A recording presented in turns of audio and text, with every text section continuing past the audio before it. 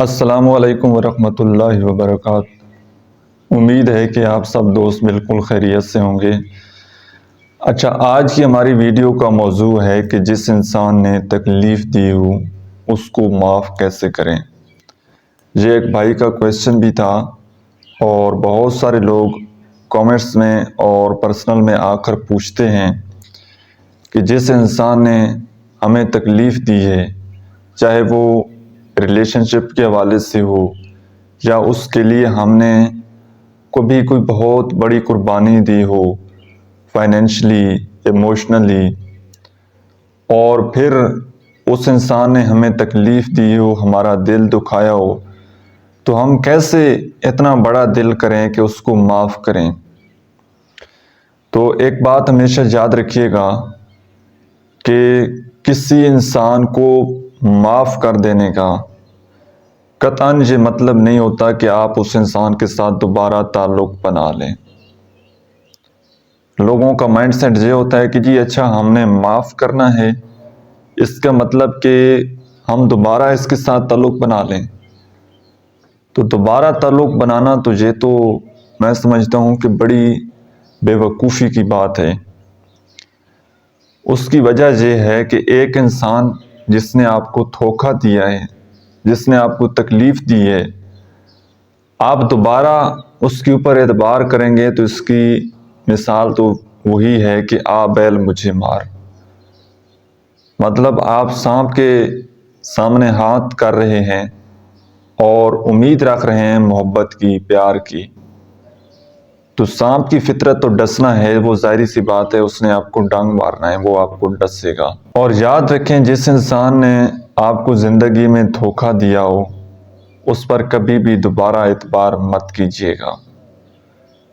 ایک مفہوم حدیث ہے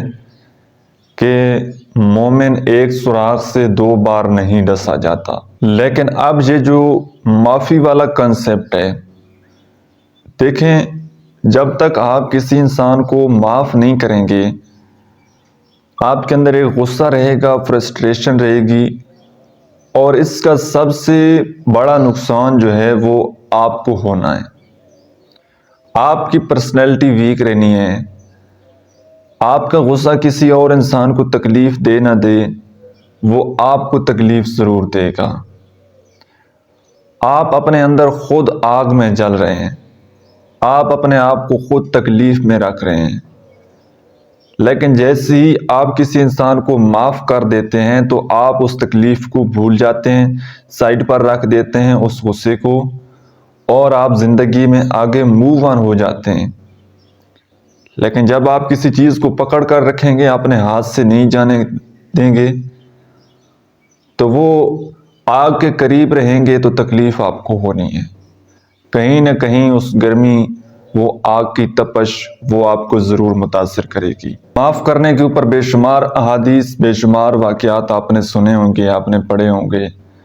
ایک مفہوم حدیث میں آپ کے ساتھ شیئر کر دیتا ہوں۔ آپ علیہ الصلوۃ والسلام نے فرمایا کہ جو انسان جھک گیا، جس نے کسی کو معاف کر دیا، اگر اس سے اس کی عزت کم ہو گئی تو وہ قیامت والے دن آ کر وہ مجھ سے لے لینا۔ تو اس پر معافی کے اوپر بے شمار احادیث ہیں کہ اگر آپ اللہ سے معافی چاہتے ہیں تو آپ لوگوں کو معاف کر دیں۔ لیکن ظاہر ہے کہ آپ جس انسان نے آپ کو تکلیف دی ہے اس پر آپ کو غصہ ہوگا، آپ چاہیں گے کہ کبھی وہ آپ کے سامنے آئے اور آپ اس کو مار مار کر اس کا برا حال کر دیں، یا آپ اس کو بہت ساری باتیں سنائیں۔ تو یہ جو معاف کرنا ہے یا اس تکلیف سے کس طرح سے آگے موو آن ہونا ہے،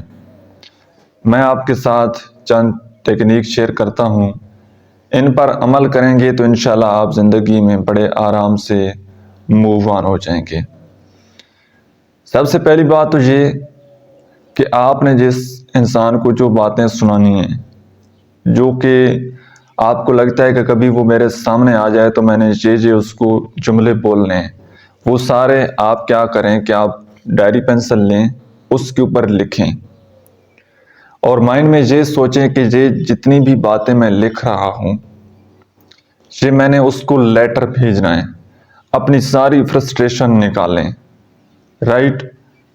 اگر آپ کے پاس ڈائری پینسل نہیں ہے تو آپ موبائل فون کی نوٹ بک آن کریں، میسج لکھیں، جتنی بھی میسج پر اس کو برا بھلا کہنا ہے، اس کو گالم گلوچ کرنا ہے، جو کچھ بھی کہنا ہے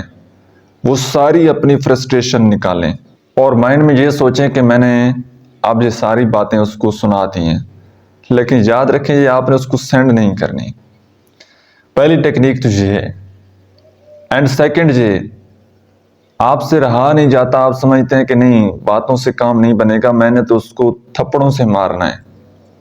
یا جب تک میں اس کی پٹائی نہیں کروں گا مجھے سکون نہیں ملے گا، مجھے چین نہیں ملے گا۔ تو آپ کیا کریں، آپ اپنی آنکھیں بند کر لیں اور سمجھ لیں کہ آپ کسی اکیلی جگہ پر کھڑے ہیں اور وہ انسان آپ کے سامنے ہے، آپ نے تصور میں اس کو مارنا ہے، جتنا مار سکتے ہیں آنکھیں بند کر کے مائنڈ میں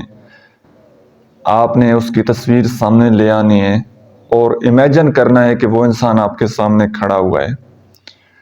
جتنا غصہ ہے، جتنی فرسٹریشن ہے ساری نکال دینی ہے،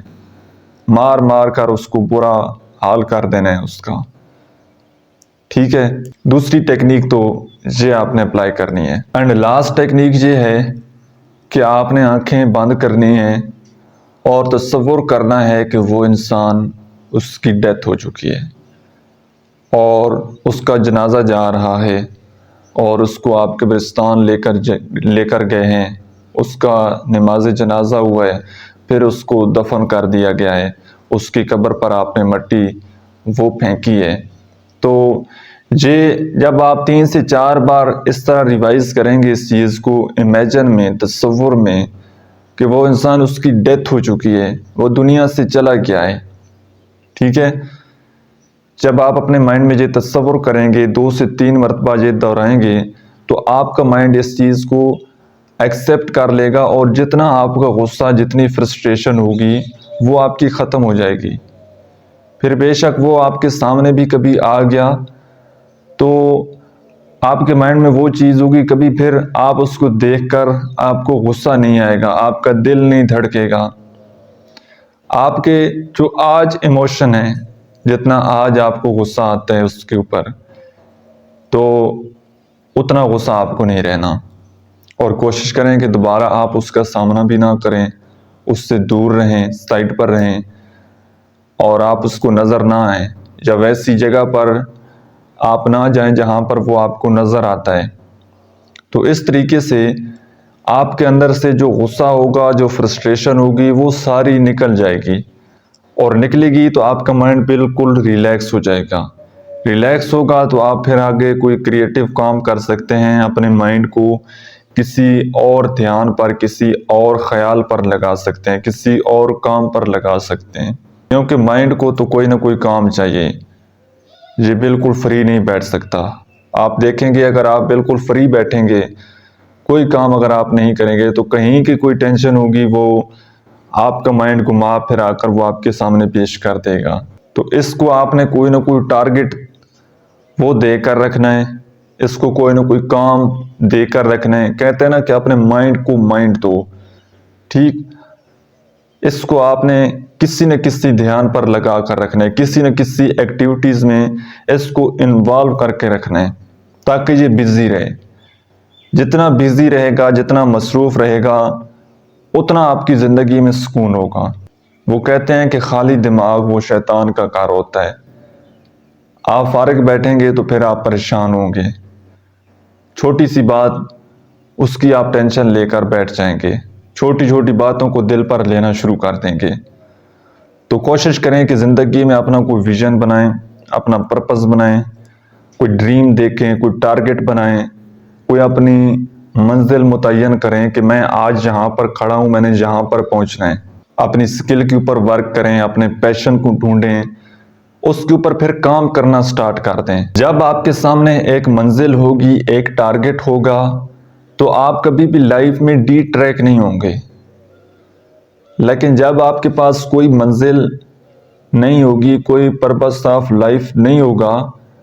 تو پھر آپ کی مثال ویسی ہی ہے جس طرح کہ ایک شاپر ہوتا ہے، تو کوئی آندھی طوفان آتا ہے تو وہ جس طرف کی ہوا چلتی ہے وہ اسی طرف اڑنا شروع کر دیتا ہے اور اسی طرح وہ اڑتا چلا جاتا ہے۔ تو آپ کی مثال پھر ایسی ہی ہونی ہے جس طرح کوئی آپ کو کہے گا اپنی زندگی کی ڈرائیونگ سیٹ پر آپ خود بیٹھیں۔ اگر گاڑی تو آپ کے پاس ہے، زندگی ایک گاڑی ہمارے پاس اب ہمیں مل چکی ہے اور گاڑی چل بھی رہی ہے، یہ رک بھی نہیں سکتی، تو چل رہی ہے تو کوشش کریں کہ اس کی ڈرائیونگ سیٹ پر خود بیٹھیں، جہاں پر آپ جانا چاہتے ہیں وہیں پر جائیں۔ ادروائز اگر آپ خود ڈرائیونگ نہیں کریں گے، خود اپنی لائف کے ڈیسیژن نہیں لیں گے تو پھر کیا ہوگا؟ کوئی نہ کوئی انسان آئے گا، وہ آپ کی ڈرائیونگ سیٹ پر بیٹھ جائے گا اور کسی ایسی سفر پر نکل جائے گا جہاں پر اس کو جانا ہوا، مین ٹو سے وہ آپ کو یوز کر جائے گا، وہ آپ کا ٹائم ویسٹ کرے گا، وہ آپ کو ایموشنلی فائنینشلی وہ یوز کر سکتا ہے، اپنا وہ مطلب نکال کر پھر آپ کو وہیں پر چھوڑ دے گا، پھر کوئی اور آئے گا، پھر وہ اپنی مرضی سے ڈرائیونگ کرنا سٹارٹ کر دے گا۔ تو یہ زندگی کے جو ڈیسیژن ہیں ان کو اپنے ہاتھ میں رکھیں، اپنی منزل آپ خود تعین کریں، اپنے خواب دیکھیں اور ان خوابوں کو پورا کرنے کے لیے پوری کوشش کریں، اسٹرگل کریں کہ میں نے اپنے ڈریم کو پورا کرنا ہے۔ تو اس طریقے سے اگر آپ انشاءاللہ اپنی زندگی میں کام کریں گے تو آپ کی زندگی میں ایک تو ٹینشنیں کم ہونی ہیں، اور دوسرا یہ کہ آپ کی زندگی میں جب تک سٹرگل رہے گی، جب تک آپ سٹرگل کرتے رہیں گے، جب تک آپ کوشش کرتے رہیں گے، کچھ نیا سیکھتے رہیں گے، تو آپ مایوس نہیں ہوں گے، آپ پریشان نہیں ہوں گے، اور کبھی بھی آپ فالتو اور فضول لوگوں پر آپ اپنا ٹائم ویسٹ نہیں کریں گے۔ تو آج کے لیے اتنا ہی۔ میں امید کرتا ہوں کہ آج کی ویڈیو سے آپ نے کچھ نہ کچھ ضرور سیکھا ہوگا۔ ویڈیو آپ کو کیسی لگی ہے کمنٹ سیکشن میں اپنا فیڈ بیک ضرور دیجیے گا۔ اللہ حافظ۔